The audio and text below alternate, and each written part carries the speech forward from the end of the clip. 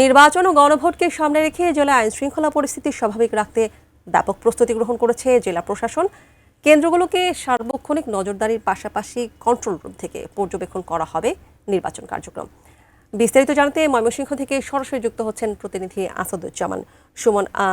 সুমন, এই যে বলা হচ্ছে যে আইন শৃঙ্খলা পরিস্থিতি আরো ব্যাপকভাবে বাড়ানো হচ্ছে, এর আওতায় আসলে কি কি থাকছে, কিভাবে আইন শৃঙ্খলা পরিস্থিতি আরো স্বাভাবিক রাখা হবে, একটু জানাবেন আমাদের বিস্তারিত।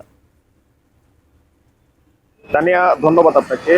ময়মনসিংহ জেলায় কিন্তু 11টি নির্বাচনী আসন রয়েছে। সবগুলো আসনের যে ভোট কেন্দ্র রয়েছে, সবগুলো ভোট কেন্দ্রে কিন্তু ইতিমধ্যে প্রশাসনের পক্ষ থেকে আমাদেরকে জানানো হয়েছে যে সিসি ক্যামেরার দ্বারা সবগুলো কেন্দ্র নিয়ন্ত্রণ করা হবে এবং সেটাকে মনিটরিং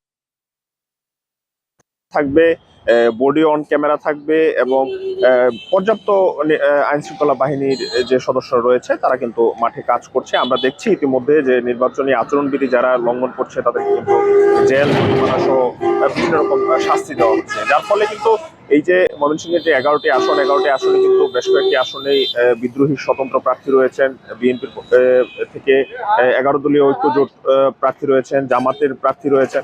এই ময়মনসিংহ জেলার যে আসনগুলো রয়েছে সবগুলো আসনে কিন্তু বেশ হাড্ডাহাড্ডি লড়াইয়ের যে নির্বাচন সেটি আমরা দেখছি।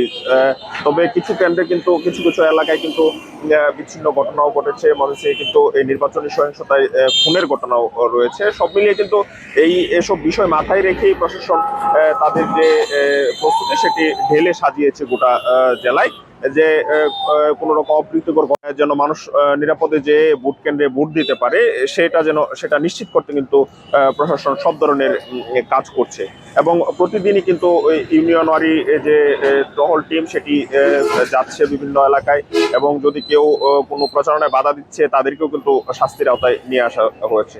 সব মিলিয়ে ময়মনসিংহে একটি অবাধ, সুষ্ঠু এবং নিরপেক্ষ ভোট হবে এমনটি কিন্তু সাধারণ মানুষ প্রত্যাশা করছেন। তানিয়া, ময়মনসিংহ থেকে এই ছিল আমার কাছে নির্বাচনে আইন শৃঙ্খলা পরিস্থিতির সবশেষ খবরাখবর।